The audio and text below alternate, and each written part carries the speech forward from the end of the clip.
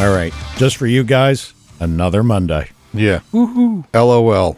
See, I don't even watch that stupid chat room thing happening. They start running their grill, and you just tell me what they say to piss me off. Yeah, I do. Hey, we're Power and Speed, 908-751-0211. And be sure to like us on Facebook, iTunes, and share. He almost got all the way through with an adult voice. Yeah. Almost, yeah. He went to the kiddie voice right at the end. You know, I got a bone to pick with you. Yes. Now, let me just ask you a question, Ted. Mm-hmm. Who's your buddy? Tom. No. But. Who's your buddy? In this room? Yes. Oh, that would be you. Okay. I would you like to tell the listeners what you did today? Because see, we're slowly but surely turning you from the busted ass Subaru jackass driving around with torn up shit and a hood with no scoop and a mailbox taped to it that looks like a scoop. Yeah, that wasn't my partake. It could have been. But you are getting corrected piece by piece. So what happened today? I went and got another replacement stock hood, same color, right, everything for the car. Flat hood? No, a WRX hood. Well, apparently the flat hood, steel. I'm with him on this. There's a big difference between the steel hood and the aluminum hood. Mm-hmm. A lot of weight difference. Mm-hmm. So it was better to find the aluminum hood. How much weight? Extra weight, period. I don't know how much different it is. I haven't weighed two of them. I haven't checked it out. I just know I like the aluminum hood. What it's got, it's got.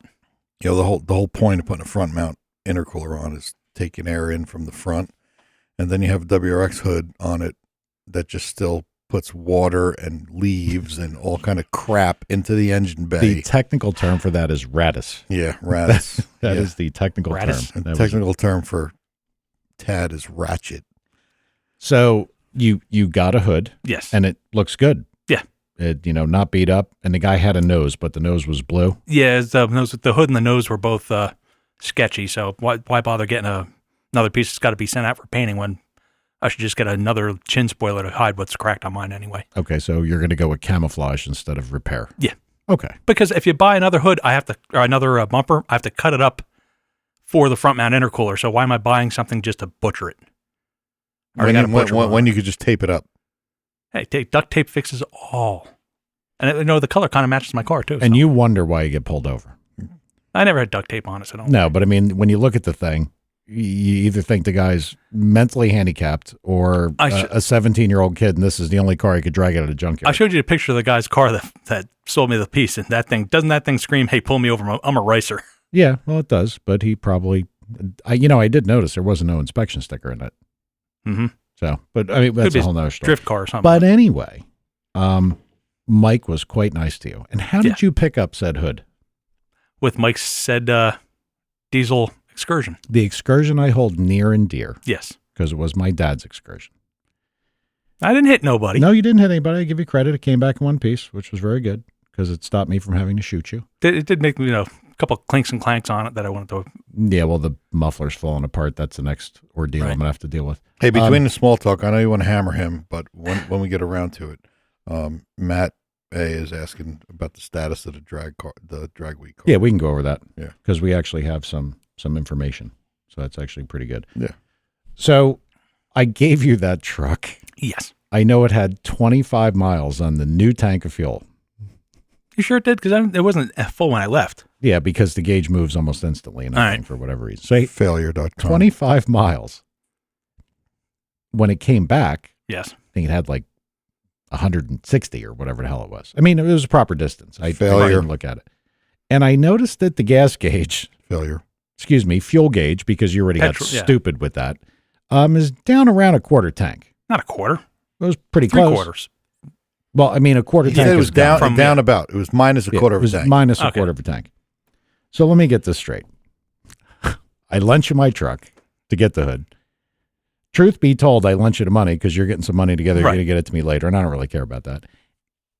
You got the hood, and you couldn't even put fuel in my truck. I mean, seriously, what a dick. I offered to take you out for lunch when we got back, but failure. Unbelievable. That's what I have to deal with, people. But no, you have to go out and you get your Route 44 or... Yeah. Something or other. I'm done with you. Mm-hmm. Thomas, you hung out with Shane for a little while. Yeah. I was supposed to, but things got screwed up. Yeah. And I had the damn dog, which had a whole nother story. We're not even going to get into that. No, I heard all that. Yeah. Yeah, it was pretty cool. He was tuning that Bonneville Triumph motorcycle. And the project lead from Triumph was there. And it was at Carpenter Racing. They're, I guess, world-renowned bike guys.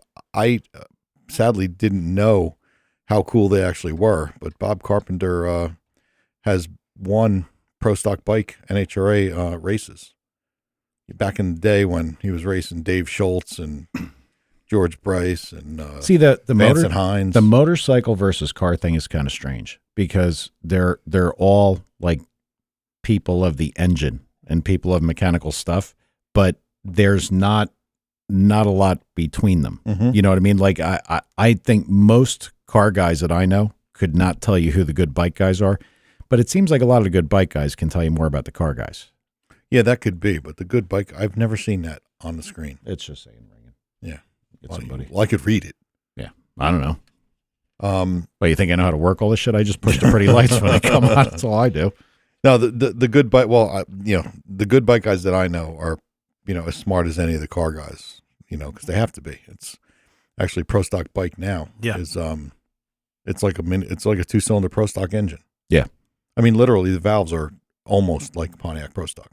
Well, whatever Pro Stock. Look, I would have to think that those things are every bit, if not more refined than the Pro Stocks, from the car perspective. They're about the same, yeah. Yeah. There's, I mean, look, I'm not knocking a bike guy. I think that, one of my very good friends for the longest time, Danny, he passed away, but super nice guy. Mm-hmm.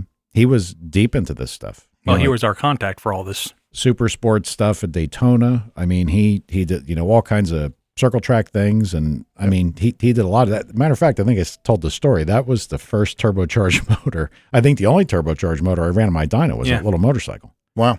And that was freaky because again, we talk about being skittish on dyno poles that like you kind of feel funny.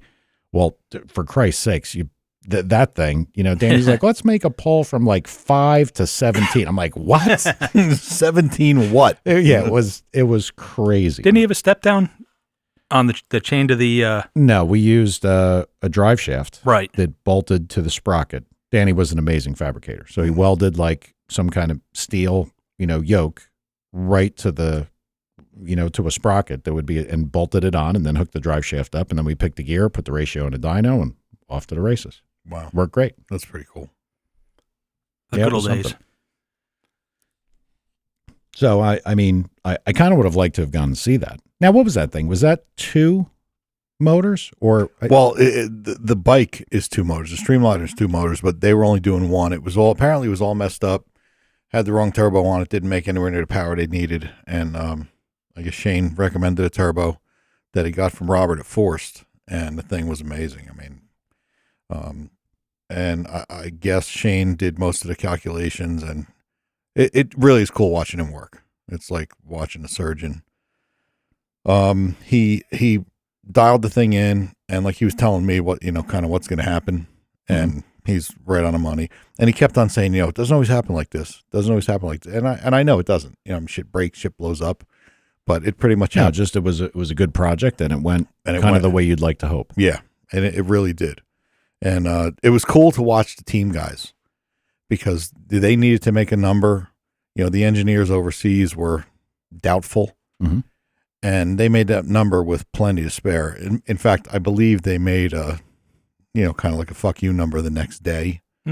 I don't know if I can say the numbers, so I'm not going to. Yeah, not even worth getting into that. Yeah, but just for sake of argument, and these aren't the numbers, like if they had to make 300, they made 315 on Friday or Thursday, and then the next day they made like 363 or something like that. So just to prove the engineer's wrong. Now that was all Motec stuff, right? Yeah, the Motec stuff's pretty cool. We're gonna have to get into that a little bit after. I think we actually have Clark. Let me see. I'd imagine so. Clark, is that you, buddy? Yeah, it's me. Clark Rosenstengel, what's going on, man? Just trying to get this thing all together for the coming weekend for the half mile. Now, for everybody that doesn't quite know who you are, you were the 2016. What class? Because see, I can't get all the designations right. But that was Super Street Power Adder. Super Street Power Air. Small block. Gotcha. And who did you beat in the final? Or who did you beat? Who was in second? Yeah, there's no final. You know what I mean. Oh, I don't remember. It was Mustang, and there's the other guy with the 2JZ motor. He was on podcast last time. Yeah. I didn't remember if Jay was second or third. I believe the Mustang guy was Anthony's guy, the guy that was on. He's second. Yep. Yeah, and Jay was third. He's waiting for me to make my last pass, and hopefully I would screw up, but I didn't. So they were bumming. Yeah. Yep. Pretty much. Such is life. So looking now, it looks like things just took a turn for the serious. Tell us a little bit about what you had engine-wise before and what you got now. Well, before we had an LSX with Brodox heads, 80 millimeter twin turbos, and that made around 2,075 horse at 26 pounds of boost. And that motor is actually for sale right now. Steve put his intake and stuff on, and my turbos, and it's set up for E85 right now at 1,500 horse. I think that's 17 pounds of boost, so it's pretty much a street engine now. But if someone wanted to crank it up, they can. Yeah, so you didn't do anything to take power away. It's just kind of essentially detuned to just drive. Exactly. Yep. Gotcha. What heads are on that thing? The old one? No, the new one. The new one, All Pro Series 4s. Oh, okay. Yep. Then we got a Noonan billet block from Australia. Yep. Now that's actually a wet billet block, right? Like it has cooling passages? Yep. And we got 83 NLX turbos on it now from Bullseye. Wow. And so far we made 2,500 horse at 30 pounds of boost. Wow. But we can make more, but I get bigger exhaust and bigger intake tubes. Right now, 2,500 horse is plenty for what we're doing. And where's this half-mile event? Battle Creek Speed Fest this weekend. And you're driving it, obviously, right? Have you done those before? Yeah, I've done the half-mile in Marion, Indiana for Speed Sector. But then we did the standing mile for the East Coast Timing Association. So you did standing mile? Yeah, that's where I went to 220 and blew the right front tire out. Oh, good times. Yeah.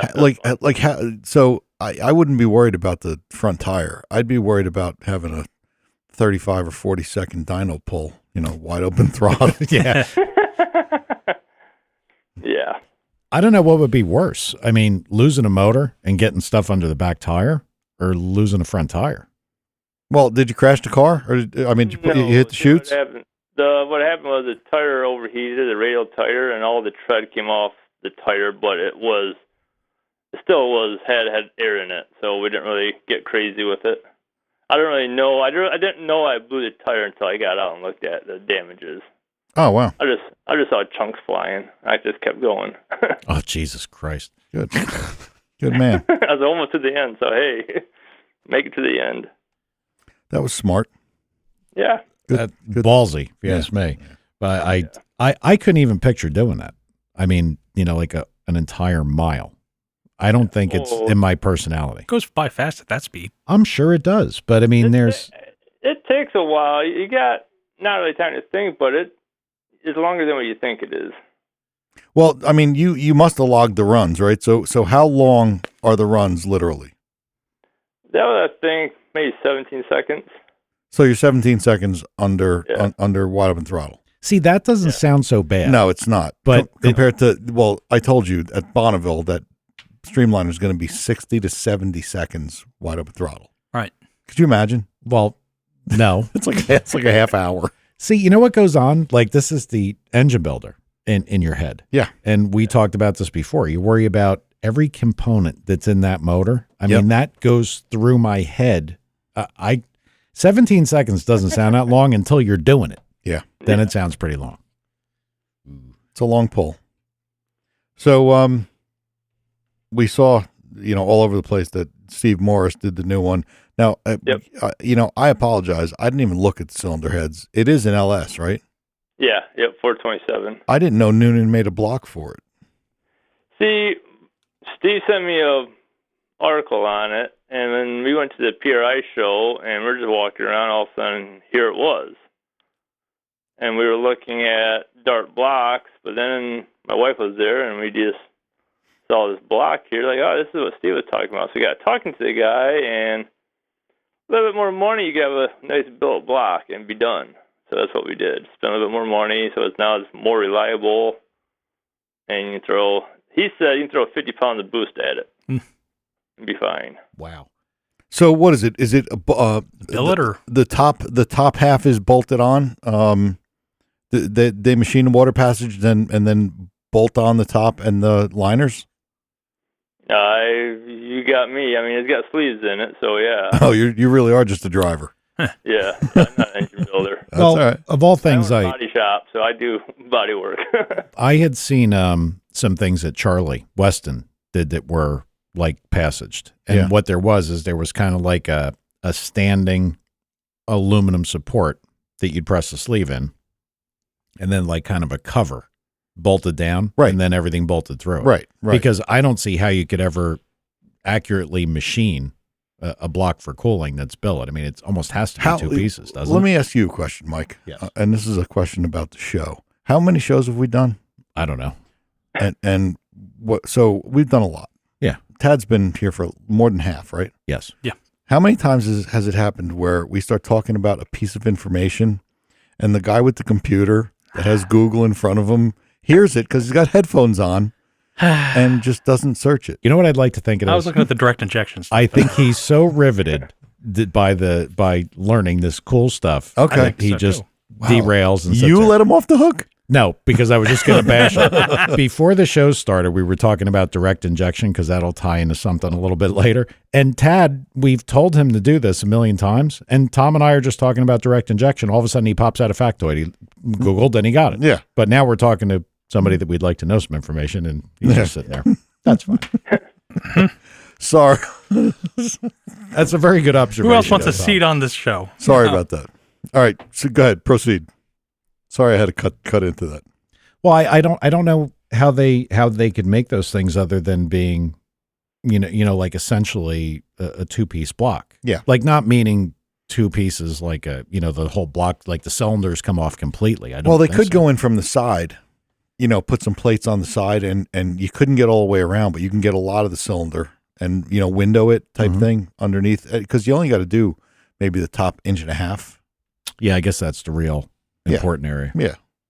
Which I would bet is what they do. I'm going to Google it. No, that's a pretty neat deal. Now, I mean, if you don't mind me asking, how much does something like that block set you back? That was 11,000. Wow. Yeah. But you look at it as the dart block is around 5,000. So I mean, spend a little bit more money and be done. Well, and I know Tom and I have varied on or different on this opinion, because I always looked at this like, if you're doing something like this, if you're going to be serious about it, of course, everything has a breaking point. But if you're going to spend, like, let's say you've got 120 in your whole car, would 5,000, should that be the difference as to whether you buy the block you really want or the dart block? You know what I mean? Exactly. Yeah, when you why do it twice? Exactly. And you've already, and I always make the analogy that it's like going to buy a brand new car and not getting the radio and interior package you want because it's another $2,000, but the car's $90,000. Well, why would you do that? You're spending the money once, do it once. You don't have to do it again, and you got the right thing. Yep.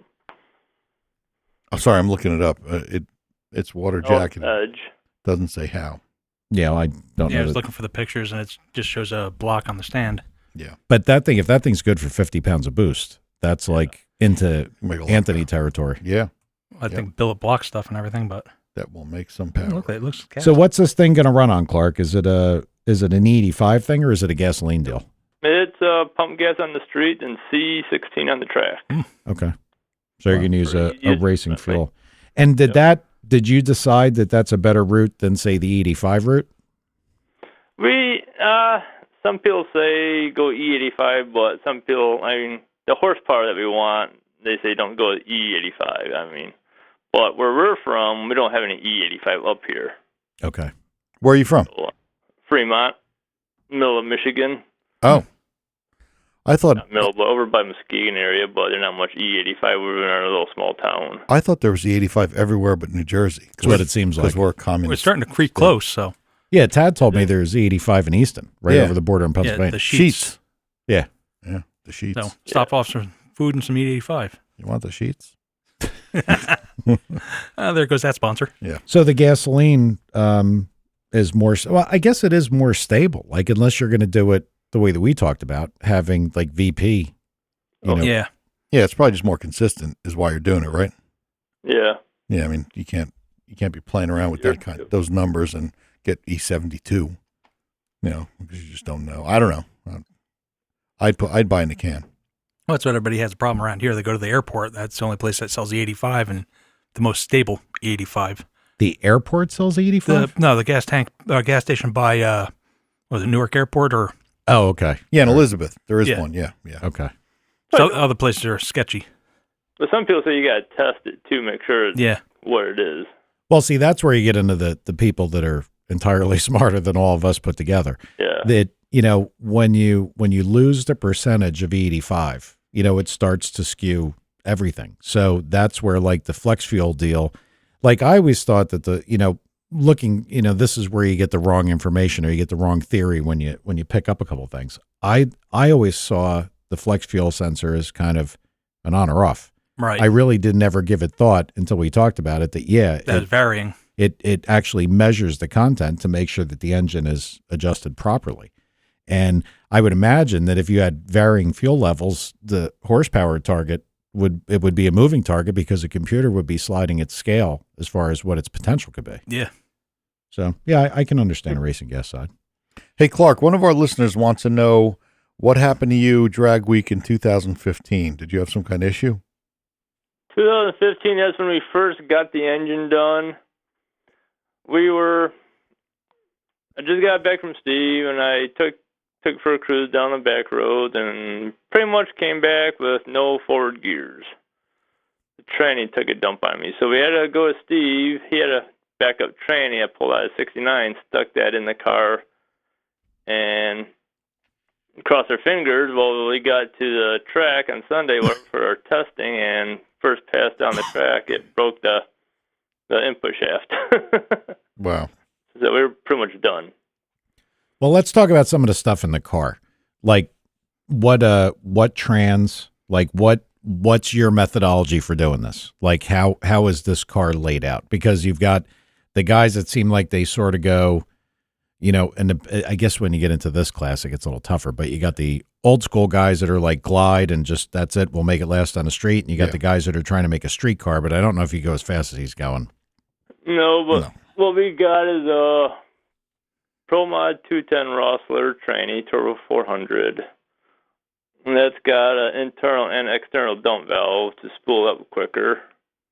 I got a Neil Chance bolt together converter. I've got a gear vendor for the overdrive. Mm-hmm. And the rear end is a Strange Ultra Case bolt through center section, 9.5-inch ring gear with 40 spline axles. So Gear Vendor will handle that power? Oh, yeah.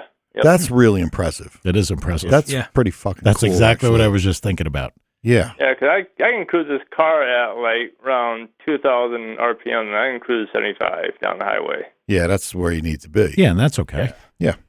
That there's nothing I would take. Now there's a question. There's a question that I have. That's impressive, man.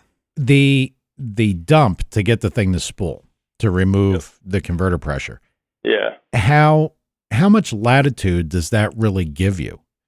Like you know what I mean? Like how tight can the converter be? Like is it like impossible to get the thing to spool without that, or is it just makes it easier? I mean, it takes longer, and you want to get it spooled up quick as you can, so you can leave the line that much quicker. Okay. Plus the heat involved. I mean, a lot of people have bump boxes, which we got to get that wired up. So if I have a bump box, you can start spooling it, then bump in, then hit the lights, pretty much. Yeah, So but there's so much more to go on with these turbo cars nowadays. yeah, I think they need the dumps because you got to, with that power and the torque, you got to run a tight torque converter. Yeah, You because just drive right through it. yeah, power, drives where the torque converter is going to work. So And power's never the issue. no, and it's a sliding scale. Like as you put more boost in, you have more power, and you're going to jam the converter higher. Yeah. Yeah. I guess at some point there must be a place where the converter just says, "Look, I'm done." Right. Done. So they got to be on the tight side, which means you got to dump to let them be loose to spool. Mm-hmm. Yeah, there you go. It's crazy though. Now, how is with that thing's like? What are like when you say it cruises down the road at 2,000? Fair amount of converter slip, or is it pretty manageable? It's easy. It's manageable. It's perfect. I got a DragWeek trailer. I pull behind it, no problem. Yeah, the converter's probably tight. It's tight. It's a tight converter. Yeah, it's got to be. That's what I'm trying to ask without asking it. I'm asking, what does that converter act like if you were inputting, say, 300 horsepower to it, or 250 Probably 2,000. horsepower, driving away from a traffic light? Probably stalls at 2,200 or something like that. It's actually a 3,500 stall in it right now. Yeah, with power, right? Like with the power you got. Yeah. That's what I mean. So if it was bolted behind a 1979 LT1 that makes 300 horsepower or whatever, That's what you're saying. yeah, it'd be like a 20. It'd be like a stock converter. Or is Mike just wondering how it will pull through the drive-through at Sonic and Route 44? Perfect. Thanks, Dad. There. See, you said perfect. There you go, Mike. Clark was humoring you because he didn't want you to feel bad. Yeah, exactly. So, hey, I just want to. You know how much that converter costs, right, Mike? Probably. No. Clark, are those converters they're like beautiful. $12,000 now? No, 10? no, not that much. Oh, I thought they were. 45. I thought they were. Thank God you're never on Price is Right, dude. Yeah, You right. wouldn't even close. I would lose. No, the transmission was so. Yeah, I'm sure the Rossler was expensive. Yeah. That's But not it's a well cheap deal. worth the money. I thought I saw billet converters at like $12,000. Somebody's. He probably did, but Yeah. Well, I am. If you get a true billet one, complete billet, then they are, but this is a steel bolt together. Okay, so it's one of his older ones, or the old style one, yeah. Yeah, yep. I'm still going back to what you said about the gear vendors thing that hangs in there. I know, that power. I wonder how I don't even know. Maybe we should try to get. We talk about so much DragWeek stuff. We should probably get those guys to come on here. But I wonder what the mechanism is driving through. You know what I mean? Like if it's not acting as the overdrive, if it's just transmitting power. If it straight through type thing. Yeah, is it like just like a set of really heavy locked up dogs, or what's in it? Yeah, don't know. Yeah. It'd be interesting. You gotta talk to Rick at Gear Vendor on that. We should do that. That'd Probably should make sense. Don't they sponsor the whole damn thing? Oh yeah, yep. Oh, they do? Yeah. Yeah. Damn. Where have you been? Gear Vendor. Oh, I don't know. Gear Vendor sponsors DragWeek? Yeah. How would I know that? Yeah, I believe they're the primary sponsor. Yeah. And it's ideally it's a perfect product, for this type of use. Yeah, because all the big cars got them. A lot of people are going to them now. But Tom Bailey, he has them. Jeff Lutz. No, I don't know if Jeff Lutz had one. Yeah, he might. I'm not sure what he had, but yeah. So that's not the class that you run in with Lutz in them, right? No, that's unlimited. I'll never get there. That's the unlimited money class, right? Is that what they call it? Exactly. UM? Sky's the limit. Yeah. Yeah. Yeah, well yours is kind of yours would be considered like the highest class you could go until you get into the real deal, right? Like there's a big gap when you go from that's what I figured. My car to a Pro Mod. Yeah, and that's a lot out of control. Yeah, yep. All right. so I just looked at Neil Chance billet converters, but it's 5,300, but that's starting at 5,300. So Starting. I guess you can go up depending on what you're doing. Yep, there you go. Beautiful looking converters, I'll tell you that much. Yeah, they are. Oh, yeah, but you don't see them. Yeah, too bad you hide them away in your damn bell housing. Yeah, yeah, it's the nicest thing you never get to see. Yep. So, okay, so the next thing is the half mile, and you just got this thing back, and I know I saw pictures of it that you had to drop back in the car. How much you got left to do? That's about pretty much it. I got to get alignment done on it and drive around town and blow it up Friday and go. Who you get the alignment done by? There's a dealership in town, Fremont Ford, actually. I used to work there, and they got a good alignment guy there. Well, I used to do my alignment through sport, so because I could suggest what he thinks would be better for what I'm doing instead of just going to somebody, you know. Oh, I see where you're going with this. Yeah. This was actually a fair point by you, Yeah, Tad. I'm not going to Midas. Hey, align my car. You know. if you're racing, yes, there would be some alignment concessions you make to try to make it better. Yeah. All right, so this is going to be the first, hard pulls on the car is this half-mile deal. Exactly. Then after that, we had a West Michigan True Street weekend up here from Stanton to 131 and back the following weekend. So then we have no testing done on this whole car, so we'll see what happens. Well, was anything markedly changed other than the engine, or was the car? Well, with the billet block, I'm shaving 200 pounds off of everything else I've done to this whole car on the front end. So right now, before we would launch it, we'd carry the wheels a long way, about a foot off the ground. Now we take 200 pounds off the front. Now we don't know what's going to happen. Oh yeah, so you got to kind of go back to work on the chassis. Yeah, that's a big change. Yep. Yeah, that's right, because you had an iron block, and now you went to this thing. Yeah. Yeah. All right. Yeah, that's going to be a little bit to probably get. It's going to take a few passes on that. Yeah. Yep. All right. I got a guy who's got a question. Wants to know what kind of fuel system you use. Air motive. Okay. I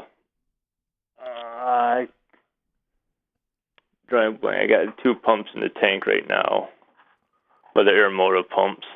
Oh, so yeah, in-tank pumps. Yeah. Are they those called. those 345s or something like that? Are they? Yeah, I forgot what the name was of them. Were Yeah, I know which ones they are. That's the big ones. Yeah. Yeah. I think that's what we're looking at. I kind of like the in-tanks better. Well, actually, I'd Yeah. like to see if Paul gets his stuff done. Yeah. I mean, I know he hates talking about that because he cringes every time when somebody brings up his fuel pump. Okay. Do you notice any other questions come across or no? People are talking about some other rubbish. Okay. It's crazy what goes on here. Yeah, it is crazy. Well, I guess they listen to us in the background. That's fine. Ah. Oh, I see. Oh, there you go. All right. So, well, I got to tell you, Clark, I'm looking forward to meeting you.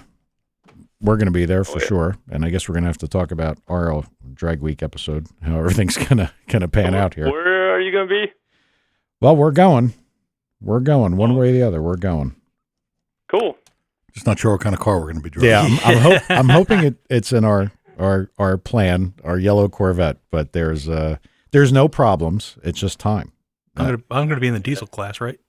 Yeah, Todd's going to run in the diesel class. Yeah. Yeah, so we should be there. I mean, nothing like you're doing. It's going to be the 850 class, which I think the last time I checked, there's like 290 people in that class. So that was. Or the daily drivers. Well, I guess they call it the 850 class, or they don't call it the 850 class. And again, I don't even know what this is, but is it Super Street or is it Street Race? I don't know. I can't. Street Race or something. Yeah, there's so many classes out there. Yeah, and I'm worried, honestly, like what they're going to do for next year rules-wise. Like, I know, I can't wait. Yeah. Yeah, because I mean, I was trying to figure out what they could possibly do. Would they try to make, the classes? Because look, I mean, and we've talked about it, that there's everybody could go 850. I mean, that's where it is. Yeah. So there's two things. It's survival. And then if we're just going to have, if we're just going to race against a permanent index, I mean, yeah, that is the game. But I'm wondering how close, are we going to be getting to pro stock stuff here? Where a guy wins with an 850 with a 2 and the guy that came in second is 850 with a 3. It's kind of how it was last year. But like Tom thought maybe they'd actually make it a bracket race with a permanent dial, like an actual drag race with it. That would be cool. Yeah. I would dig that. Yeah. I don't know. I guess we're going to find out. Like you have 10, however many cars there are, top 16 get into a bracket race. There you go. That would be cool. I would like that. Well, one year they did a street shootout at the end, which was kind of cool, but they didn't do that. They don't do that anymore. Yeah, that would be cool. What, you mean like a bracket race for fastest person wins? I mean, oh, yeah. Well, that's part of the limiting problem. Well, that would be cool too. Yeah, because Jeff Lutz, he red lighted, I red lighted. I mean, the fast cars not always wins the race. Yeah.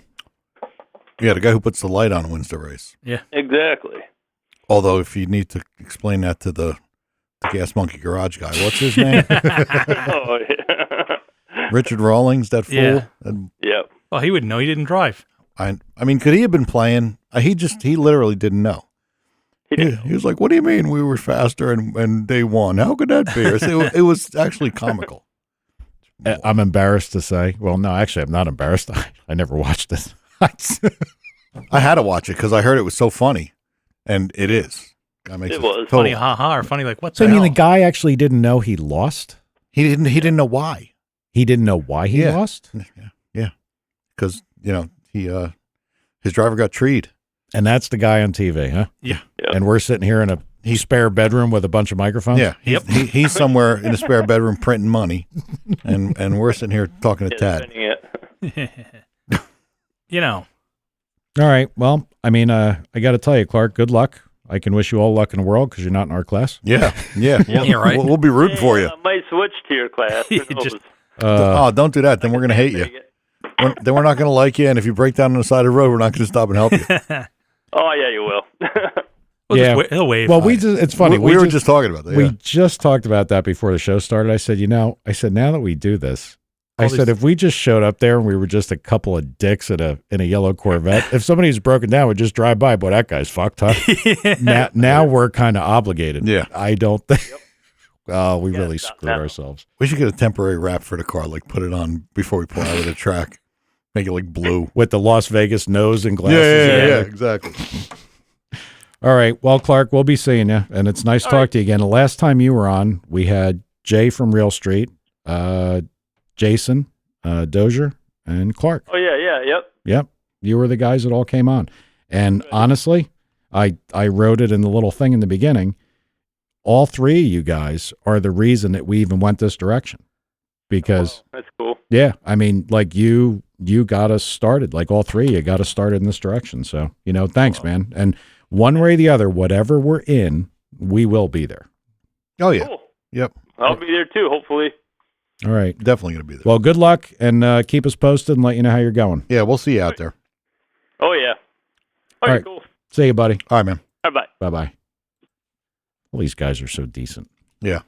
You just got to feel nasty driving by them when they're broken down. I honestly don't think I could drive by. Yeah, you probably couldn't. I don't think I could. I mean, if it was a regular thing, like if I was driving down the road and I saw, I don't know, Alan on the side of the road, I'd beep, or I might pull down and be like, "You stuck? Yeah. See ya." Sorry. You guys got to talk for a minute. I got to send a text because I got to answer a question that these people are in the chat room. It's killing me. Okay. All right. So, Mike, you're saying, well, you're going to tell Alan, no, text me when you get home so I make sure you make it. I don't want to pick on our buddy Alan because he's actually listening and he's feeling a little under the weather. That's all the more reason to pick on him. Yeah, I thought you were texting. I was, but He lied. I heard somebody say failure. Had your opportunity. I mean, Alan, yeah. But yeah, Alan is he's in Kentucky. He works for a company that does machinery, like packaging stuff. So he's actually at I guess a distillery, which is a pretty cool thing. I mean, that's Yeah, it is. no, I mean, it's I got to give Alan a lot of credit. He stuck out the job longer than we all. I mean, he beat all of us in the pool. Yeah. I think we were all out by now. But yeah, good for Alan, and I hope he feels better because nothing sucks and worse than being away and feeling like crap. Yeah, so there's one thing that sucks worse. What's that? Being Alan. Sorry. Why are you? See, I'm kidding. for once, I'm not looking like the bad You, guy. I know, you're I just know. taking Tom away from his texting duties. Yeah.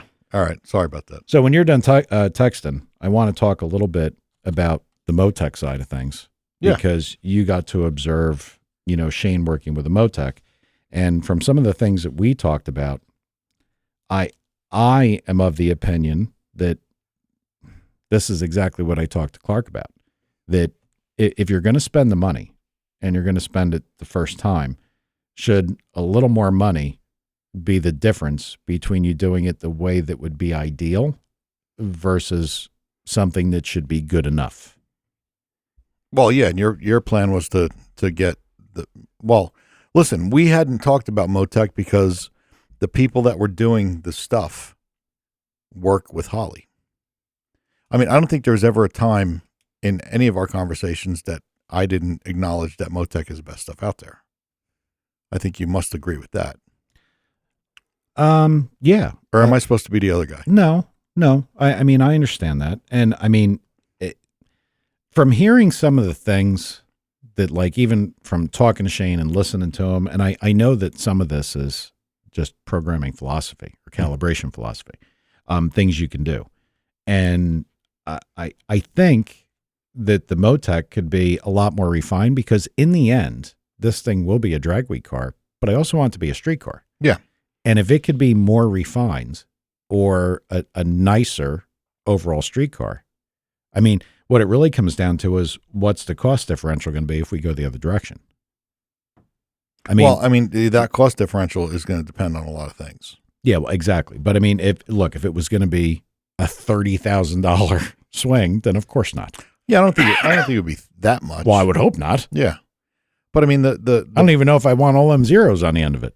Well, the box is somebody just gave Alan the phone number for the podcast. Why? I don't know. I didn't hate on him. I actually said I hope he feels better. Well, no, he's probably going to call in, but I can't imagine that he wouldn't know the number of the podcast. Yeah, he was here for a little bit, huh? Yeah. I wasn't watching. So, wait a minute. It's two middle-aged dudes in a yellow Corvette. You saw that one? Oh, all right, Steve. You'd be pretty cool on Facebook. Now I'm thinking about getting on. Now you targeted? Yeah. I mean, I understand what you're saying. And well, if the ECU is 3 times the money. And I don't know that it is for what we need. I don't either, but it might be. If only we knew a Motec guy we could talk to. Yeah, I know. Well, I mean, we can get pricing for sure, but even if it was 3 times, and you're thinking the Holly is, I don't even know how much they are. What are they, 1,500, 2,000? I think like a kit, like probably at the right deal, is like maybe 1,500, 1,800. Okay. And then wiring. And then, because I don't know enough about it, from what I understand, the Holly has a lot of stuff that will just kind of drop right in. A plug and play type stuff. Yeah, like trans controllers in it already. You know, like a lot of stuff is already in it. Well, I don't understand why. I think I know who this is. This is a guy that actually told on me once or twice, told me he's going to kick our asses. Mm-hmm. Is this Jason Doisher? Yes, sir, it is. Hey, man, what's going on? What's up, guys? How's life in good old Texas? Perfect, honestly. Life's great, and it's got to be great in Texas. Everything's It's better in fucking Texas. Yeah. Everything's better. So, yeah, I did blame you, because part of the whole reason we got involved in this whole Drag Week thing is you guys, you, Clark, and Jay talking about how much fun it was. So how's it going? It's going okay. Yeah, it is. I mean, it's not disaster. We haven't given up, but there's things. I mean, look, I'm just going to put this as simply as possible. We started late. We knew that we were going to have to work. And, everybody knows their deadline. Everybody knows where things have to be at certain times to be able to accomplish this. But I'm not going to minimize this. If we're testing the car and something goes drastically wrong, or there's something that's going to require, time, that's going to be a problem. Yeah. I'm not going to minimize it. We got a little countdown clock up here at work, and I just looked at it for you real quick, and it's 76 days. 76 days. Well, that actually sounds pretty good. It does. 76 sounds like a hell of a long time. Yeah. I could deal with that. Sounds like it. Yeah, I know. And I know it's going to go quick. There are a bunch of things here that I think on our side make it really easy. The Corvette suspension is the Corvette suspension because of the way the class is. Yep. You can't change much. There's no selection. There's no nothing other than shocks. And because we've got Howard, who's raced just a few Corvettes and gone exceptionally fast, I would imagine that with his assistance, it would be relatively easy to get the thing dialed in. Yeah. I hope. And I think it will be. I think it's going to be. I think the timing is, Tim's on target. You talked to him this weekend, and I think he's on target. He knows what we got to be. Mm-hmm. And, the car's down there, so that's one big obstacle. Well, it's down there, and it's in progress, and it's actually pretty far along. No, yeah. Well, yeah. That's my question. Where's the car staying? Like, realistically, when could you potentially be making laps in it? Well, if we have a couple of weeks left in chassis, then it's got a 3-hour drive farther south in Florida, and it's going to have a couple weeks of wiring and tuning. Probably second week in August. Yeah. Third week in August. So it's close. It's good. It's going to be tight. But we're banking on the experience that the people that we chose to help is actually the right experience, and we're pretty sure it is. Well, I hope so. I mean, he's got a low 7-second Corvette. He knows he's done a ton of them. Well, hell, if worst comes to worst, we'll just grab his, tell him to beat it. You can have the yellow one. Yeah. Have they given y'all a kind of a time frame when they were going to have the car back to you? I mean, do you have that information? Well, no, we're winging that right now because we have our own stuff that we're doing up here. Yeah, I mean, now the engine side, I would think by the end of this week, I should probably have that done. Yeah, there shouldn't be anything left to do. Yeah. And then there was a discussion of if we actually put a carbureted manifold on it and dyno it at Martino's, or I just go for it and send it down there. Oh, but you know what you got to do? I forgot to tell you this. We got to send the intake down to Tim. Okay. That we have to. Well, I know we talked about that. Everything. Maybe somebody listening to this podcast could help me. About picking out an intake? No. Because Richard Mogul knows everything on Earth. Intercoolers? No. I already talked to Jason at one point a while back about throttle bodies. But what I would like to know is, does a rectangular port intake bolt on to a cathedral port head? I know the ports don't match. I know none of that works, but are the bolt hole locations the same? Are the mounting flange surfaces the same? Dimensionally, that is is it an the same? interesting question that I do not know the answer to. What I do know is they make adapters specifically for what you're asking for. Really? So you could bolt that intake on, but let me ask you this. What's the reason behind that? Fitment for the cold air. Yeah, just for the cold side of the turbo system. Because the way this is right now, the car went down there with the factory motor in it. Like you could start it up and drive it. It was tomorrow. driving car, yeah. Yeah. So Tim is doing is this because of the 4-bolt throttle body? No. It's to do the hot side plumbing in because they're going to do everything on V-bands. So what we have right now is we have the LS1 intake manifold, and we're going to end up using an LS3 intake manifold. So I don't know position in space where the throttle body is actually going to sit. Wait, time out 1 second. Yes. Everybody that's in the chat room, because Mogul might notice or PJ might notice, Mike just asked, in case you guys heard or didn't hear, if a square port intake will bolt on to a cathedral port engine side. And give us the proper placement just to build the cold side of the turbo system. All right, sorry. Go ahead. Yeah, that's the question. So this is just for fitment. It's not, and Tim, look, you've worked. I mean, look, this is anything automotive. These guys know this. To take a motor out of this car, you take everything down from the bottom. Well, that's kind of not Tim's area. That's Howard's area. So I'm not going to ask Tim to put the motor in to then put everything back up to transport it to Howard to do the rest of the stuff. You know what I mean? Yeah, these guys aren't getting it. Somebody just answered Holly has a low-profile sniper for both. Yeah, I guess I'm confused as to what y'all are doing and why. Well, because the stock engine in the car is in the car. It's got cathedral port heads on it, LS1 heads. If we bolt the square port intake to it, he can do all the turbo piping with the engine in place because we have the engine that's going in the car. So we're going to switch long blocks. Just use an LS2 intake. What heads are the motor going to have on it? Square or cathedral? Square. So we're probably going to not make any power, but we'll work on that. Yeah, that's always a hot debate, but Oh yeah. Not really. I don't even want to mention them anymore because everybody just keeps going.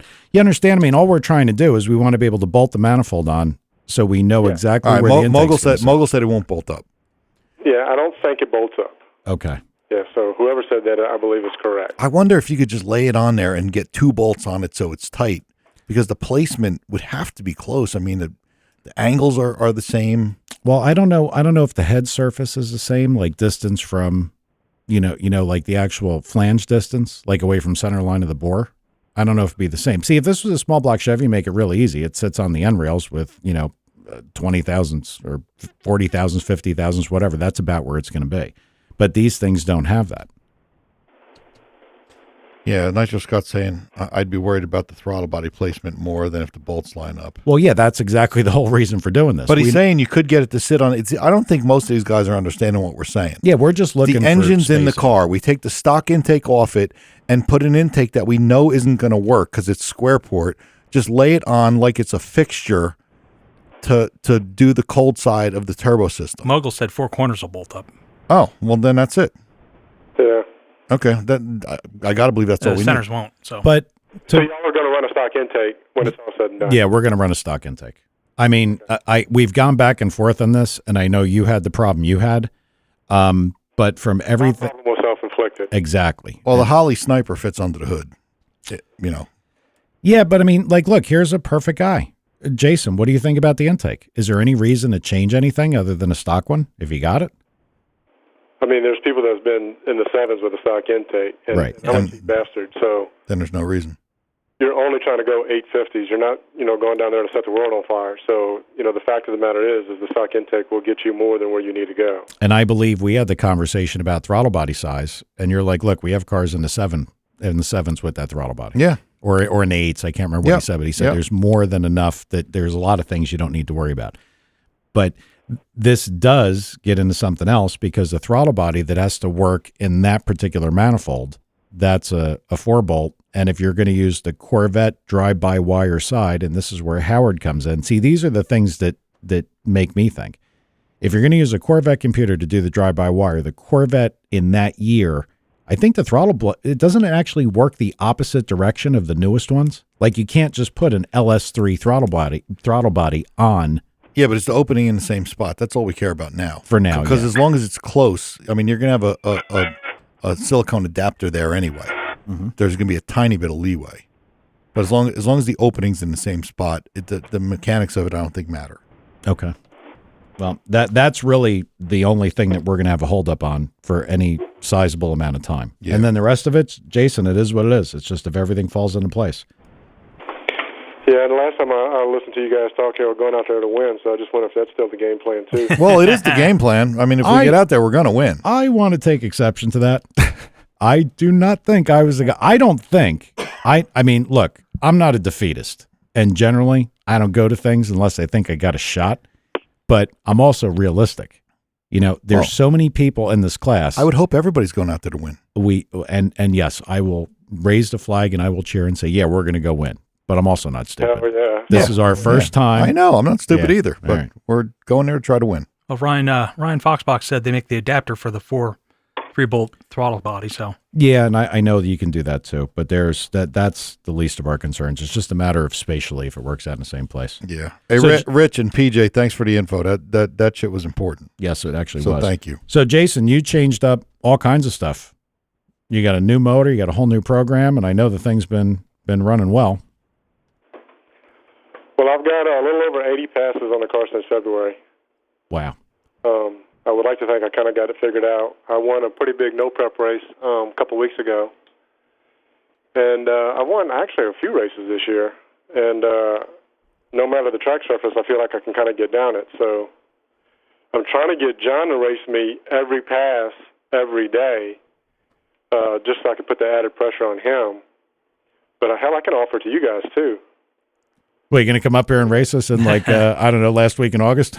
Maybe, because that's about... On DragWeek, I want to line on one side of y'all and just fuck with y'all's head. Oh, that doesn't happen. Yeah. Oh, yeah.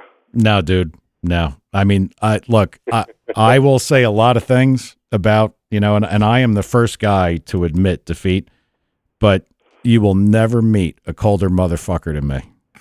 Never. I mean... I hope y'all get the car together so y'all can be out there. I sure hope that. Well, I don't get bothered by that stuff. I don't get bothered by that stuff. But no, I mean, we can line up against you. I don't care. I mean, I think it'd be fun. That's all right. Well, my plan is, I know y'all have seen the converter dance I've been doing. I've changed the converter a bunch. Yeah, why don't you tell people what you went through there? Because what do you have? You had 4 of them? I'm actually on converter number 6. Jesus. So I lost track. And most of this is self-inflicted, so I can't really blame anything on anybody but myself. But I have learned a ton in the process. And right now, as it stands this very second, I have a TCI converter in my car. It's actually my PTC converter that Jeff Reed of TCI made a few changes on. And my compared-to converter has been John's converter, my business partner. It's actually a locally built converter. The guy's out of business now. But it was all trans specialty components. I went a 838 at 165 with his converter. So that's been my benchmark. I don't know that I'll have a converter that will work like his, but this converter in my car right this very second is the closest. The only issue with John's converter is it took 4.5 seconds of spool time. And doing all the heads-up racing I've been doing, that won't cut it. Gotcha. And it's tough. I mean, it's not like you can just send a converter to somebody and say, hey, I need this duplicated. It doesn't work that way. It really doesn't. Here's ultimately, at the end of the day, this is what they don't like. I got a car that weighs 3,400 pounds, that has a 180 glide with a 327 rear gear and a 325-inch motor. Most of the companies that I've talked to just don't want to build a converter for that setup. Either change the gear or change the transmission is what I've got most of the time. Mm-hmm. Circle D, Chris, the gentleman that owns Circle D, has stepped up and has been helping immensely with a converter combination. And if we can get that figured out, my plan is to run DragWeek on his converter. Chris is well known in the electronically controlled transmission world, and has been in business for quite a while, and just kind of wants to get into this market. And I figured, what harder car to do than with mine? So I think if he gets this one figured out, he could probably do damn near anything. Yeah, and absolutely. Look, if you want to have him reach out to us, we'll be glad to have him on. And, if it helps him out any for some exposure, no sweat. You got a deal. I'm going to give you guys a call, but I think a lot of people don't think about, and I know you guys know this, but the converter is just another big giant piece of this puzzle. And when that part of the component is correct for your combination, you're going to get the biggest gains. Mm-hmm. A lot of people just buy a converter, stick it in the car, and it is what it is. I've already met a ton of people that said, man, I've never thought about questioning the converter that I bought. And, for the fact of the matter is PTC has done enough with a lot of combinations out there that they know how to get it really close the very first time, to the point that most people are happy. I just want to go as fast as humanly possible with my combination, and with John's converter, I now have a benchmark. I believe my car will probably go 820s when it's all said and done. Mm-hmm. And that's a tall order, because if you really think about it, you think about your gear, you think about your rear gear, and the weight of the car. And I could understand why converter guys don't really want to mess with this too much. Yep. Because it probably puts them into a territory where they really don't know. It seems like this is an area where the mod motor guys have been, and they do some things differently than I have done or have been doing or don't want to do. A lot of them just use a dump valve. So when you're on the trans brake, it's just bypassing fluid out of the converter and loosens the converter up. Mm-hmm. That is a very popular option. I'm holding out because I'm probably going to build another car next year, and I won't have all this weight. So I just want to get a converter that's best suited for my particular combination. Sure. Now, what are your converter testing? Does it seem to appear in the 60 area, or is it a spooling problem, or is it a running through the end problem, or do they vary? Like when you're trying, what's the difference between the ones you got and the one you like? The biggest difference is typically if it spools, quote unquote on time or quick enough, it's loose all the way around. Mm-hmm. If it takes a very long time to spool, it's tight all the way around. John's converter is the best example of I was able to go the fastest 60 on the least amount of power. The converter was at 16% slip in the eighth and came down to 7.5% in the quarter. It netted the most mile an hour. So what I've seen is it's always going to be you're giving up something somewheres. So in my case, it's typically been at the hit. When I let the trans brake to make the car go, on all of these other converters, I've been at 20 pounds of boost. With John's converter, I was at 14 and 16. Okay. Gotcha. Yeah. It's got to be a tough one. I mean, knowing what I know about converters, from the super stock stuff and the stock stuff, how touchy they can be. Yep. You put this whole other variable of boost into the thing. I mean, it's got to be one of the toughest things a converter guy's ever got to do. Yep. Well, I'm going to tell you all this. This guy, Greg Slack, I got his name. I couldn't even tell you from who. He's in North or South Carolina. And I called this gentleman. He built a converter for the car that Lyle Barnett is driving, that Dodge Dart, that black car that runs, I guess, has been 430s on leaf springs. The gentleman is 65-ish and is a wealth of knowledge. I got his whole life story. But when I told him my combination, he didn't bat an eye at building a converter. I couldn't afford it. So it's interesting on everyone's take on a combination, but he never hesitated once. So, it's always back in the reality world of what can you afford, what won't work, what will work for the dollar amount. So that's where I'm at right now. Well, we always told customers when it came to the super stock stuff that two things you could not skimp on were trans and converter, because there was a lot there. Now, this is equally important, but in a different way. With the trans and converter for the super stock stuff, it had to be ultra efficient in every aspect, and primarily with the heavy stuff with the GTA cars. They were Rossler 400s. I mean, they had it covered. I don't even know if that's still the case, but I know they make fantastic stuff. And then the converters, there were a couple different guys you get them from, but boy, what a difference between something that's just right and something that's off a little bit. Yep. So, yeah, well, I know you've been going through it. I didn't know you had 6. So that's a lot. Not for lack of trying, that's for sure. Well, again, seat time and making mistakes would, teach you more than any one word a person will tell you. And even going against some of those that know, I just kind of had to see it for myself. And I can tell you I know more about a converter now than I did in January of this year.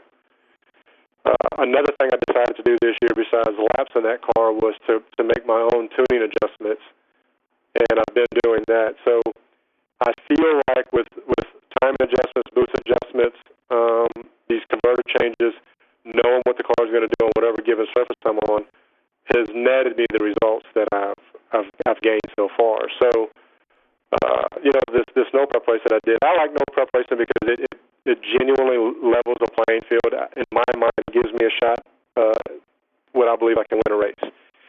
And I think I was able to prove that a couple weeks ago when I won that deal. But I don't have a fast enough car to compete heads up in some of these classes. These outlaw tracks don't check that your car is legal. They don't care. I'm all about safety, so I'm a middle-of-the-road kind of guy. So I know no prep is not safe. Street racing is much more dangerous, in my opinion. So that's why I enjoy that stuff.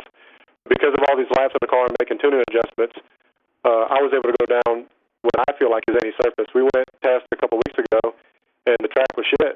And I told John, I said, I'll bet you $100 right now I'll go down the track. So because of the laps and the different tracks I've been down, it's given me the confidence that I can do it. So I think that's another advantage I go into DragWeek with. Yeah. My next goal will be just 850 runs. I've made a ton of 840 passes. I'm going to back the car down, so in theory I can go as close to 850 as possible with a given tune-up, and I only have to make minor changes from there. Yeah, well, now, I mean, that's going to be the real deal, how consistently you can get the thing and how quickly, because I don't know how many passes you're really going to have at each track. Exactly.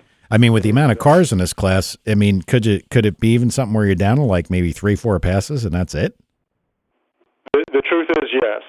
It really depends on what time you get at the track. That plays a big part in it. And it also depends on if something happens at the track, an oil down or an accident. But in theory, you could, they tell you can make as many passes as you want between 8 and 2. The reality is you got 400 other cars that are, 399, if you will, going down, the same track in the same time frame. So, if you make one slip up or have a problem, now you're down to getting that corrected to get back on the track and make another pass. Mm-hmm. And God forbid a couple people of those 400 have an issue going down the track and oil the track and delay everything. You could walk out there and maybe get 2. So here's food for thought. So say you guys are going to, you make it and you have your car that runs 850s and you have a shot at it. You're not just racing your car down the track for that 850-ish, pass. You're also now having to pay attention to what everybody else is running. And are you confident in that run that you made that you can leave with that time? Or you're going to keep taking the shot at it? Yeah, The longer you're at the track for the day, the the later it puts you on the road, and now you're at risk of potential problem and having an issue when, say, an AutoZone or whatever is closed.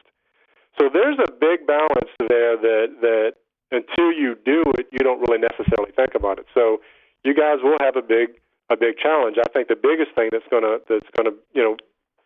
you guys are gonna have to face is obviously the inexperienced part of it. Yeah. Well, I mean, there's no doubt about that. I mean, when you get into doing something like this, I mean, I know it's going to be different. I don't think we're going to have trouble on the driving. Honestly, I think if there's a part that I'm probably the most concerned about, it's going to be getting down the track consistently, going from track to track. I think that's going to be knowing the car, essentially what you're saying, have enough passes on the car. And you can't do that at one track.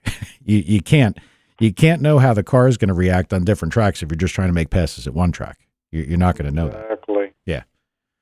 Listen, it's a tall order. And I mean, yeah, I know. I think Scott Clark said it. How long do you stay at the first track until you say, my number's good? Yeah.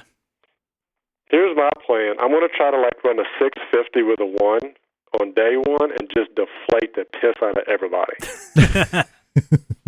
I'd rather run an 850 with a 1, but that's me. That's my plan. Yeah, that's a good plan. Look, I know it's going to be tough, and even Tom knows it's going to be tough. Yep. And we're doing everything we can. And look, I can assure you that some people might not like it, but if the yellow car isn't done, we will be there. I can assure you that. Incognito. Well, I hope you do. And here's the deal, man. There's a couple of hurdles. So you guys have a deadline to get there, and you're shooting for that. A lot of people say they're going to build a car, and then 2-3 years later give up on it. So having a deadline to meet is huge, and you're already chasing that. Getting your car there is another big giant hurdle. So if you meet that, that's just a big giant feather in your cap. And to be able to run day 1, 2, 3, 4, and if you're fortunate enough to make all 5, that's a huge accomplishment. What it does, it sets the hook in to do it again.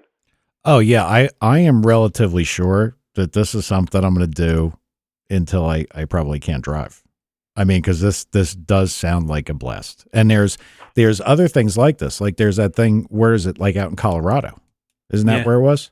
I don't know. Rocky Mountain Race Week. Yeah. Oh, yeah. Yep. That sounds like a lot. I mean, I could enjoy doing this stuff. I really could. Yeah, it could be fun. I will make a prediction, Jason. I am probably 95% sure the car will be done in time.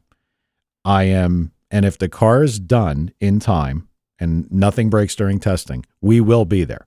If we get there, we will make it through the week. I'm not worried about that. I'm not worried about the braking part. But I mean, I'm not a quitter. I mean, you guys don't know me other than this podcast.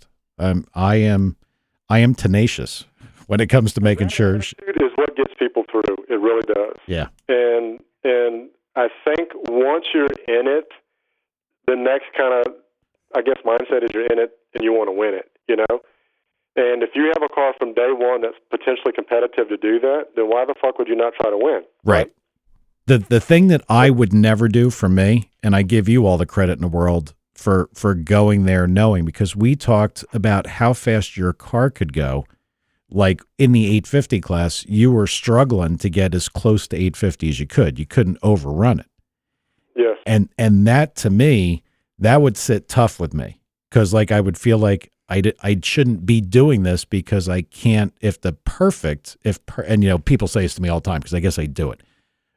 Good enough shouldn't get in the way of perfect. Well, or perfect shouldn't get in the way of good enough. I don't remember how that goes. Alan always says it, so I don't listen to him half the time. If you can't go 850, you never have a shot at being perfect. So I mean, like you did this, and before you could even go that, now you're really looking for perfect. So I get it. I understand it. Yeah, last year I went with a goal in mind. I wanted, 1, to complete the week, and 2, I wanted a top 5 finish. That was my goal. The deal with me that I was a little hesitant of was doing this. I mean, I was running 28 pounds of boost on a stock motor. Mm-hmm. I was a little hesitant from that aspect. I, in hindsight now, know I probably could have gone 850s with that motor. I don't know that I would have made it through the week. So it was give and take. So at the end of the event, I made it through the week, and I got my top 5 finish. It happened because some cars didn't make it, not because I was running the ET. Mm-hmm. So, from that perspective, I got a little lucky. But it definitely it made me want to compete for the win the next year. So this will be my third year. The first year, my car went legal for the class. I completed it. I felt like I had a win underneath my belt. And then the second year, like I said, the top 5. So this year, a win. And then I think about, well, hell, John Dodson, my business partner, sits beside of me. He got second place 2 years in a row. He's going to win. Mm-hmm. You add in Chris. Chris is going to win. Hell, Chris has won it twice in a row. And then you add in all the other guys that are going to win the race. It should be a hell of a race. It should be. And I mean, what I wonder is like the people that have done this now, or at least used their heads building their cars, knowing, because I mean, look, part of this, all the people that we've talked to, we've learned all the things they've done wrong. We've listened, and I mean, look, we make fun of people. I overheated, whatever. I mean, but we've gotten to hear, the fuel system problems, the things that people have tried that didn't work, the things that came back to bite them. So, that collective experience, not only does it help us, it helps everybody. So I don't think you're going to have quite the attrition that you used to. Well, I do like that you guys are obviously in a spot that you can get a lot of feedback and information from other participants, and that you're, quote unquote, taking notes. I mean, you're so much further ahead of the game than a lot of people that just put the car together and show up. So I feel like you probably are ahead of a lot of others in the past. Quote, myself. Hell, I didn't go the first time with a legal car. That can really have a shot at it. What gets me is, in my mind, I'm going with undoubtedly the intent to win the race. Mm-hmm. The reality to that is something that you said that I'm not so confident in is once I pull out of that track, making it to the next track, not because of my car, but because of everybody else's cars. The variables are so great, it's unbelievable. So there's somebody that's had an accident, there's people that have hit deers. I mean, there's so much shit that happens that just blows your damn mind, that at some point in time, that kind of does play into track A to track B to C. You want to be cautious and careful. One of the things that you guys are talking about, the overdrive transmission, you're probably going to go 65, 70, 75, a very short distance overall. A lot of the driving that you're doing, I know you guys have been told this, is back road driving. Yeah. A lot of these speed limits are 45 and 50 mile an hour. Mm-hmm. And I don't know that it's necessarily because they do this to keep you driving slow as much as you're in the middle of fucking nowhere. Last year we were riding, it was 1 o'clock in the morning, and all I could think about is if we had a problem, or if anybody for that matter had a problem, there was no shoulder where we were at for probably 10 miles. And you weren't going to pull your lowered car off the side of the road, so you would essentially be in the middle of the road. Yeah. That is a crazy thought. And if you don't have somebody that you're kind of in a pack with, and you're dead in the water by yourself, now all of a sudden you got to make sure somebody doesn't paw in the back of your car. You don't have the time to try to figure out what's wrong with your car. So there's so much more that goes into this event other than making the passes at the track. So yeah, I think that and these are the things that you guys are going to experience. I know that you guys have been told a ton of what the event is like and how things go, but damn good and well, the seat of the pants experience compares to nothing. Yeah, and you guys make it, get the car down there. And everything that happens here, this is the beginning of the story of like, this shit never happens, but Yeah. That's how it goes. Well, listen, Yeah. I mean, you guys, like the listeners have heard Jason told on me a little bit, and I've told on him, but let me tell you, this is a straight up guy. And if you're in Texas and you need anything done, Jason, but plug your stuff, man. How can people get in touch with you? Because these guys are the real deal and do nice work. It's anything automotive performance now. We do pretty much late model GM, LS type stuff. We do some Mustang stuff. We do LS swaps.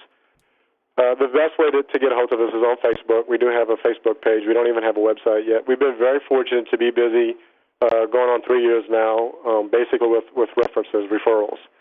We are wanting to get into the general repair business. We would just love to make money one day, and the hot rod world is not where you do it at, and I think you guys know that. Yeah. Yep. But I'm going to tell you right now, I feel like I'm living the American dream. I work with my best friend all day. I do the car hobby stuff, outside of work. I do it for a living now. I feel like I'm winning all the way around. Mm-hmm. So, when I left the dealership, the question presented to me was, what is going to separate you guys from everybody else? And the answer was, and it took me a minute to figure this out, but the answer was it's the person that I am, and it's the person that John is. We're not reinventing the wheel here. Everybody wants a friend in the business, no matter what that business is. And they're not always looking for a discount.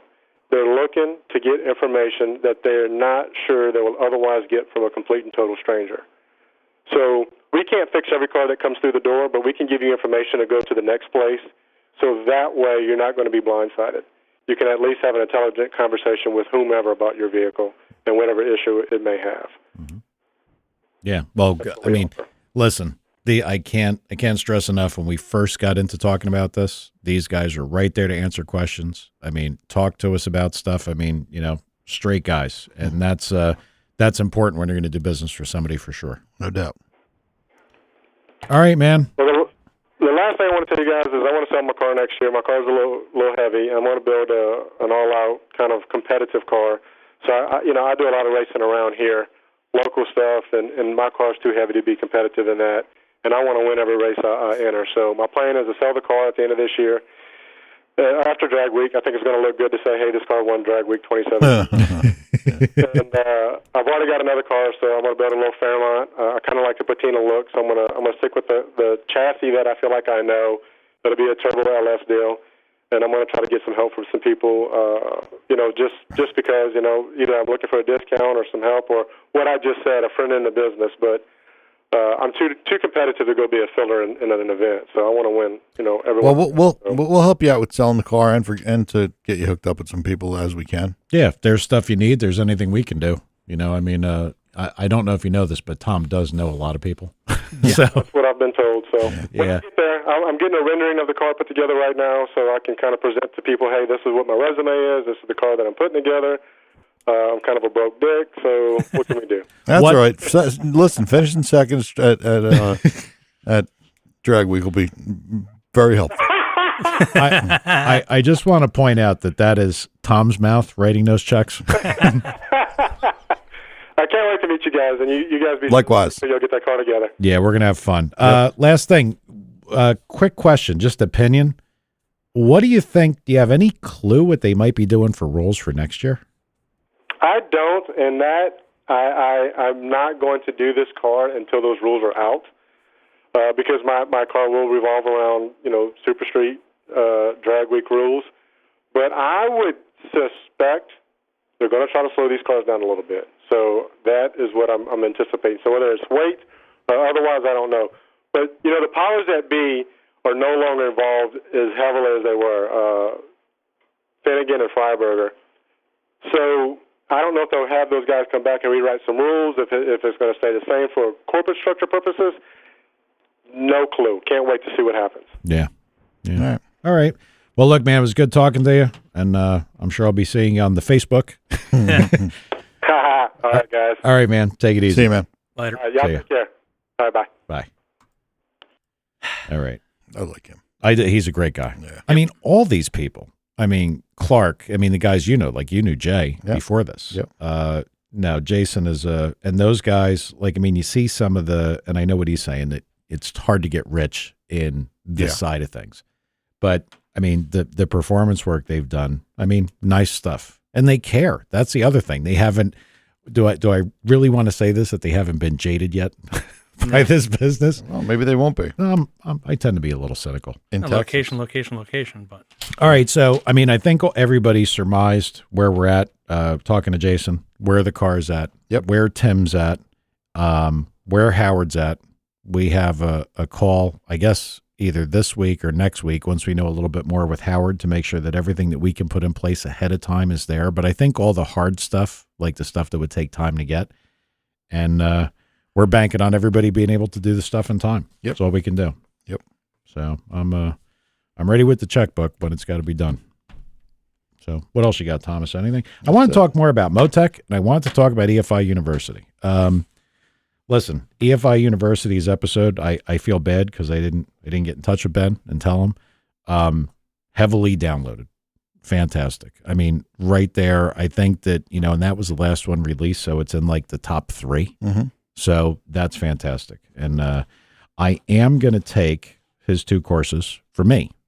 the 2 online courses, because I really don't have time to go out there, although I'd like to. Yeah, I'm going to go out there. Yeah, I know you would, but I can't. You could probably fit it in with another trip. Yeah. I got too much shit going on. I have more stuff going on than anybody could ever possibly understand. At some point, I'll be able to explain all that. So yeah, I'm gonna take those courses, and I want to talk about them and tell everybody what I learned and what I think. And that'd be good. I think that everybody should really take a poke at those guys and take a look. Agreed. So we'll talk. We'll get a little more information on the Motec. I saw that there's a gentleman who's from New Jersey, Chris, who I've talked to a couple times before. I guess he's involved with some of the higher end imports, and they end up being Porsches. So he knows a little bit more about them. Yep. Rich, I know you're on hold, buddy, but this went way longer than we anticipated, and it's all Jason Doisher's fault. So that's all right. We'll get even with him by beating him. Yeah. Second place isn't bad.